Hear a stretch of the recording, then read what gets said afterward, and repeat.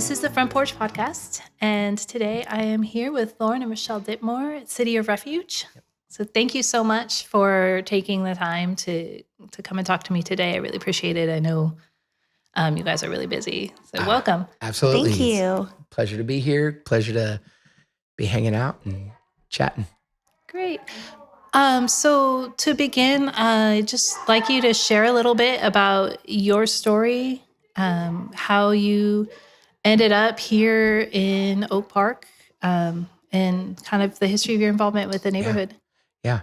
I'll start. I met Rachelle. We both went to a church together here. We were meeting at Sac City College, which was just down the street. And we were both on the worship team at the church there. And I found out that she was running an after-school program in Oak Park, and it was really intriguing. And just heard all of the great stuff that she was doing, and said, I want to go find out what's going on. And showed up one day, and 50 kids bouncing off the walls and having fun and getting help with homework and tutoring and just a place where kids can connect with some adults that love them and are taking care of them, some food. And I said, I can do this. And so we started serving together, and I was her best volunteer. I had a truck. And so if she needed stuff to get delivered, I was picking things up, and we ended up getting married and starting our own family, and everything that we've done here at City of Refuge has really been built off the years of her serving in her former capacity as the urban missions director, urban ministry director at Youth for Christ, and just a lot of great history here. She's been here 20 plus years. 23. Yeah. Mm-hmm. So at City of Refuge really was built off of all of that. So tell me a little bit about your time here and how you ended up doing ministry in Oak Park. Yeah, well, I was on staff with an organization called Youth for Christ, and there was actually a pastor that worked with Youth for Christ in Liberia that had a little church right across the street from the big park. And he reached out to YFC and he said, hey, we're trying to start after school programs. I had started a community center in North Sacramento, and my director reached out to me and he said, would you be willing to take a 2-year assignment in Oak Park? And I said, absolutely. So I came here, I bought a house. I'm definitely an all-in kind of girl. Yeah. So came here, bought a house. I'm like, I've never believed that community was more than being a neighbor. Yeah. And so that was going to be crucial if we were going to be serving here. We meaning me and my dog, Sweetie. Right. So my Rottweiler. So I moved into the neighborhood almost 23 years ago. Yeah. And honestly, that was the greatest impact, was just being a neighbor and choosing to live alongside of people. Yeah. Ran after school programs, met a ton of kids, and just planted myself. Mm-hmm. Yeah. And so how did that after school program go? What was that like? I mean, it was organized chaos. Right. It was organized chaos. Yep. You know, I'm like, you plant yourself so long, you make yourself into childhood memories, and it's really, I mean, we've unfortunately have kids that we've buried. We have kids that are grant writers now, and one of them just became a sheriff in Solano County. Yeah. But you really plant yourself in the lives of people for the long run. And there's no greater ministry than planting yourself in the lives of people for the long run. And it's amazing because like you blink your eyes, and I truly do believe like you love a community's children, especially what Oak Park was like back then. It's so very different now. But you love a community's children, and a community loves you. Yeah. And so, it's the journey. We did a lot of parties, right? We did like baby showers one year when we opened up the House of Acts. So after we got married, we bought our family home, and we really realized that like there was nothing like home, and there There's nothing like inviting someone into your home. I love having buildings, and I love that we did the after-school program in a building. But my husband was actually a youth pastor at Bayside of South Sac, and we'd open up our home on Wednesday nights when we first got married, and even prior. Sometimes we'd have like 70, 80 kids that would come through. They'd show up at 5, they'd leave at 11, you know? I mean, again, like the neighborhood was wild back then. People were out all times of night. Kids were on the streets. And so we actually bought our family home, and one day we both kind of looked at her and we were like, looked at each other and we said, what if we give our home back to God? What if we move out of this house and we turn it into a place where we can just invite people in and act out faith and live out faith? And that was it. It was, we weren't trying to start an organization. We weren't trying to do anything more than we were two people that just felt like we said yes to God, and the yes grew, but not beyond what we could really see at that moment. And we were committed to raising our family here, and it was about family. It was really about just providing a place where there was kids just literally out on the streets till any hour at night, and we wanted to just be a safe place, and kids loved coming home. They loved being in a place that just they knew was home. Some kids called her mom. Some kids, you know, would and it wasn't just about that, but it was really about creating family and being family to people, and family people bringing us into their family too. It wasn't a one-way street. It's really, the longer you do this, the more you see it's a two-way street. And there was so much that God did in our lives from people here, and so many ways that we grew, and so much arrogance that we, you know, you have that you don't realize that you have, that is stripped off of you. And, you know, you think you're helping people, but really they're helping you. And that's been the joy here really over the years. And I think it's not just the children. No. You know, it was these adults. Like we did these baby showers where we did 36 baby showers one year. Yeah. And we would do them for girls in the neighborhood. We did them for girls we didn't know. We'd start getting requests from the school districts or juvenile hall and kids from the community. And so we literally we were known as the baby shower house for a little while. We would throw parties. Yeah. And one year I was actually speaking at Capital Christian Church, and we were sharing about the baby showers years later. Yeah. And this young woman comes up to me with her 2 children, and she's just crying, and she's like, I know you don't remember me. She goes, we didn't know each other, but when I was 16 years old and I got out of juvenile hall, you threw me a baby shower. And she said, my life is so different now. I've met Jesus. I'm married. These are my kids.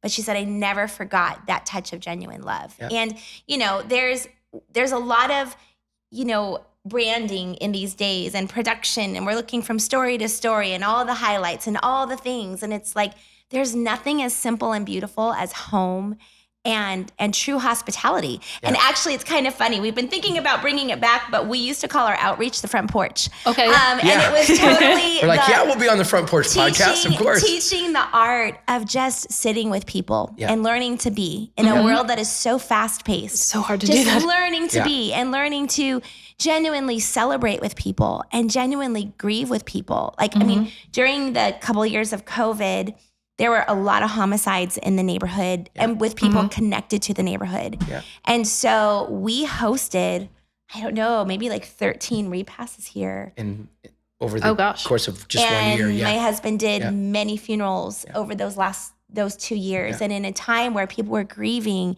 it's like, open up your doors and love them and be with them in grief, be with them in celebration, walk just longevity, you know, it goes a distance. One of my favorite things that we used to do at the House of Acts was not just the baby showers, but we would find, people call them homeless or unhoused or whatever you want to label them. They were our neighbors that didn't have a roof, and they lived around the neighborhood, and we had day old pizza from Little Caesars that we would feed people with. But we would find friends that were walking down the street. We would find out when it was their birthday, and sometimes it was just random. We'd find out it was their birthday next week. It's Miss Kathy's birthday today. Let's get her something to wear. Let's set the table. What are we going to make we would put tiki torches. We would string lights out in the front yard, and we tell Miss Kathy, you know what?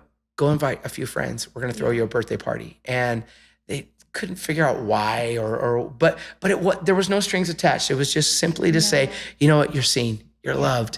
And there's a God in heaven that loves you, and you may feel forgotten, but there's people that are here to remind you that there's a God in heaven that thinks really kindly of you. And that was some of my favorite times. It was really when it was simple.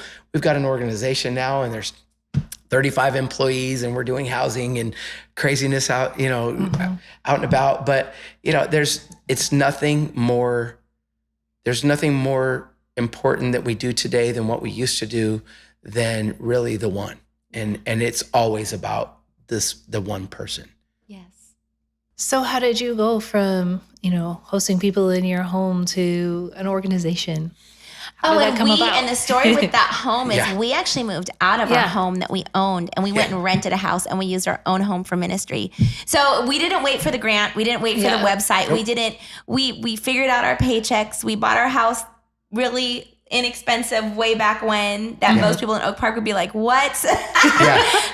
You could totally do that then. My husband tells me all the time, he's like, babe, we could do really well if we sold that house right now. But I'm like, it's just personal. That's God. Too much life has been lived in those houses. It's a sacred space with a cross planted super deep in the backyard that, we really remember those beginnings of what God did and his promise for people, it's really special. So, honestly, I feel like that house went from hundreds to people coming in to, the next step. Like, I feel like I don't know what happened. We just always took the next step. Yeah. And I think the one would come and we would just say, Lord, what's your answer? Like, you have an answer for people. Yeah. And I believe that God's answer for people is his people. Yeah. 2009, 2010, we had this influx of young ladies that had the same story. And it was similar in that I have a boyfriend, or there's this guy, I'm been prostituting, or I'm hoeing, I'm whatever they wanted to call it. It wasn't, I'm being trafficked. That wasn't the word they're using, but you listen to their story and you're finding out they're in a bad situation, they're being abused, and they're trying to get out. And girl after girl, young lady after young lady were literally knocking at our doors at sometimes 2:00 in the morning. And one girl in particular, I remember it so vividly. It was the day before Christmas Eve, December 23rd. And I was actually finishing up a paper in college, and I was up super late working, and I got a knock on my door, and I was a little startled.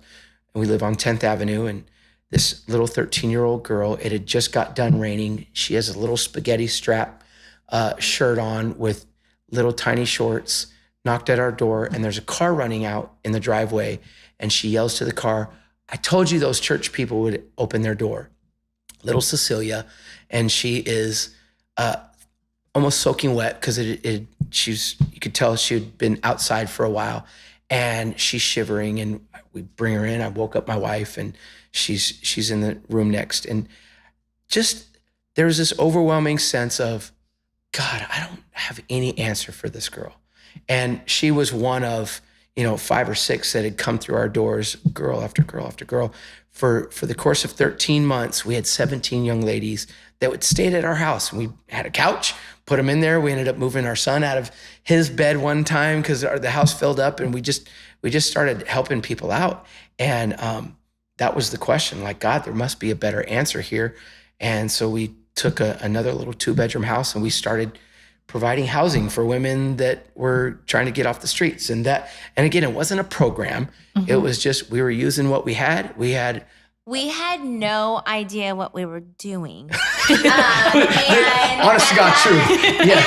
And at that time, it had been like 18 years working with kids, because prior to Oak Park, I had been in LA. So I'm almost 30 years. Like, this has been life mission, and my husband bus ministries and different things like that. So we were like, how difficult can housing be?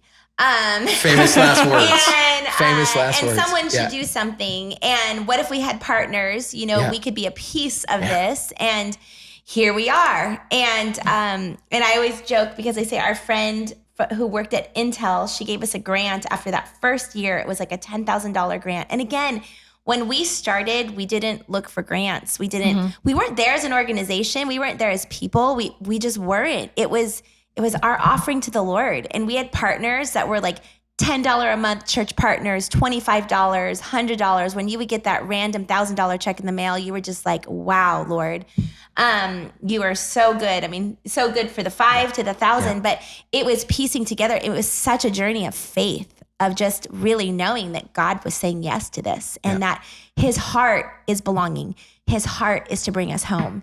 And so I always say that 10,000 that was for the next year tricked us into doing it one more year. And that one more year. It was so hard. We were considering like, oh, maybe we made a mistake. Maybe this is, we're in it over our head. That's a lot. It is. It's one thing to have a program. We never called it a program, but have an event or have a weekly thing and you send them home. But now they're with you 24/7. You've got to provide care. And it's a whole different set of problems. And I always say, I'm like, it's challenges and it's beautiful. It's like, everything changes when you bring people home, and everything changes when you bring people home.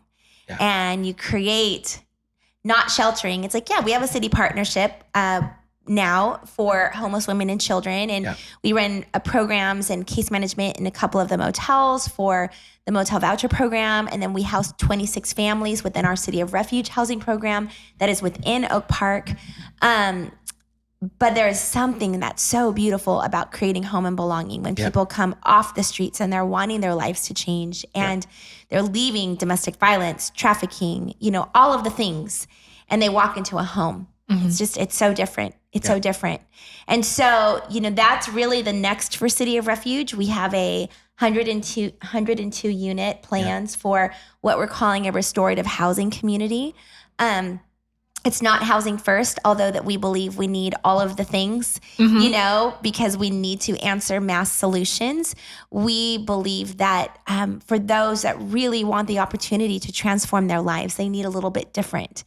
And so we've actually created a model here in Oak Park. We have 2 different homes that we do this right now, where restorative housing is not programmed. They've graduated from our housing programs, but they pay their rent. That includes their utilities of $500 a month. They feel like they can accomplish this. They're contributing. They have an advocate. They're either working or going to school. They continue to drug test, and they're choosing to live there because they're saying, I'm still restoring. And if we want to give people the chance, if we truly believe that people are treasure and not trash, we have to give people gardens to grow in who are ready for that. Because if we program people and rescue and shelter people all day long, and then we throw them back to the dumpsters, people have a very difficult time ever making it. And they won't thrive. No, well, it's hard to get from, a program to paying Oak Park rent. And not even especially now, and finding a job. California, it's like there's jobs. There's so many jobs available, but people can't do anything with that paycheck. There's no housing, and so I really believe that also the answer to our communities that have been vulnerable are also we've got to put leadership back into that. How do we do that? City of Refuge today, 80% of our employees are formerly trafficked, addicted, incarcerated. You walk around and you see leaders homeless, becoming social workers, and so that's been the gift of our city partnership as well, is being able to grow our team. And what are we doing? We're growing leadership, because we've got to put leaders back into those spaces that when people see them, they say, oh, I remember Ryan on that street corner for 12 years and look at him now. He bought his own truck. He's working full time. He's got his own He's apartment. serving. He's got his own apartment. It's like when people can see people that have been transformed, it gives them hope that this is not the end of their story. That's amazing. And it probably is more helpful to the new people coming in to, not just that they see that someone can do it, but someone who understands them and where they've been. Yes. We're for and thankful for all of the systems that are put into place. But when you get the call from the woman who 6 years ago, she was trafficked, her baby was in CPS, she had come out of prison, and she calls you and says, you were right. I did it. I just made that call today and I just enrolled myself off of welfare. And I'm in my second year of social work right now, working 3 jobs. My daughter's thriving. My relationships are healthy. I'm choosing different. You were right. I did it. Yeah. You know, the feeling for them to feel like, hey, dependency isn't our forever.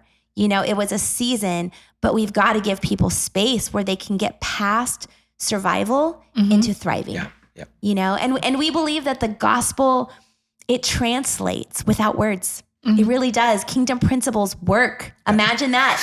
Jesus was right. You know, I always say our number one job, not our job, but our honor, but it's our responsibility, is to be carriers of his presence. Yeah. The second thing that we do is we implement kingdom culture. What is kingdom culture? Humility, kindness, family, love, generosity. You know, doing those things, honor, like we bring kingdom culture wherever we go. We can do that without words. And then we'll make room for the Holy Spirit to do what only he does. And Jesus draws people to himself. Well, that's beautiful and amazing. So we only have a minute or 2 left. Yeah. Thank you so much for sharing your story. What else would you like our neighbors to know about yourselves and about City of Refuge, kind of by way of closing?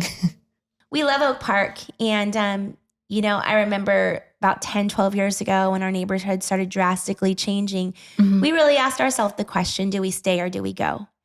And we really saw something bigger that was happening, and something bigger that God was doing, that even though it was hard and we maybe did not understand, that there was a bigger picture and a story that he was writing. And this community is beautiful. It's like my sweet friend Susan from Strapping. I mean, hey, if there's one thing you should do, go buy something from her store, go to Evergreen and go meet Elisa. Like there's beautiful things that are growing here of different people that like typically we would not all live together. And it's like, this is a season to be intentional.